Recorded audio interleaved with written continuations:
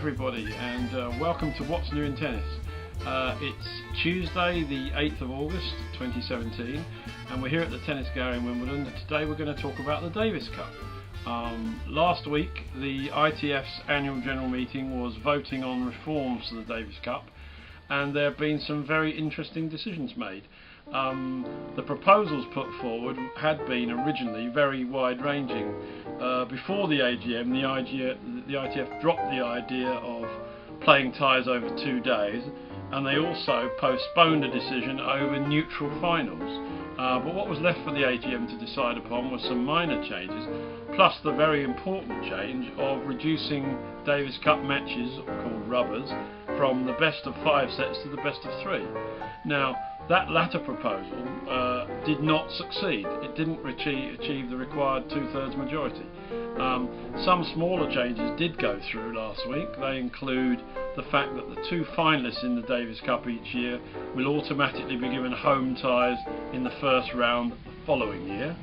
And also there's been a reduction in the amount of time players will spend at each Davis Cup tie. So 1 day of practice has been taken out. That means that the home countries have to hire the venue for 1 day fewer than before, thus saving money. They're also going to bring all the players' responsibilities together on 1 day, so the draw, the press conferences and the social activities that go with the Davis Cup tie are all going to be done the same day, which is the day before the play takes place. So those are the changes that have gone through, but just when traditionalists like me might have thought this was a good outcome, with the best of 3 set matches being not accepted, then a last minute resolution was passed by the ITF AGM, giving power to the board of the ITF to trial changes to the Davis Cup and Fed Cup as they see fit, without having to refer those changes in future to the annual general meeting. The annual general meeting, of course, is where all the countries get to vote.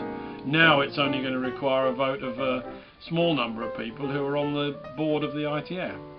So this has created a very interesting situation.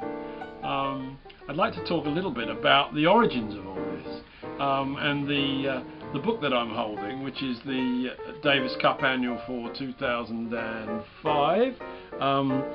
This is in a way highlighting what the problem is with the Davis Cup. In 2005, and I'm just double checking to make sure it was, yeah indeed 2005, this was the year when Croatia won the Davis Cup. They had Ivan Ljubicic playing. They beat Slovakia in the final, and as I'm sure you can imagine, a match between Croatia and Slovakia, brilliant though the tennis was, did not appeal at all to the North American TV audience. Basically, TV executives just turn off events like Croatia v Slovakia, even though all real tennis fans around the world loved it. It was a great final. In that year, by the way, all the top players that we know of today were playing Davis Cup. So Croatia and Slovakia got to the final, having disposed between them of USA with Andre Agassi, Britain with Andy Murray, Switzerland had Roger Federer, and Spain had an incredibly strong team led by Rafael Nadal. But they all lost, and it ended up being Croatia v Slovakia in the final, with Croatia the winners. That, I think, is really what lies behind all these attempts to change the Davis Cup. It would be very suitable to people who want to, look at the bottom line, get more TV money from Davis Cup, to somehow contrive a way in which it could always involve the supposed big nations like USA, like Australia, like France. They would like to see those regularly in the finals, and although they sometimes do get to the finals, at the moment nothing is guaranteed. If they could change the format to make it more likely that those countries would reach the final, they'd be happier, and I think that's what's driving a lot of these changes. So now what we have to wait and see is what the board will do with its new powers. The board has the powers, if they want, to introduce 3 set matches next year on a trial basis. I think that constitutionally that would be correct, but morally it would be quite wrong, because the AGM having rejected an idea, it would be pretty crass to then go and implement it immediately, albeit on a trial basis. So we're going to have to watch this space and see what happens. More to come. Thank you everybody, and cheerio.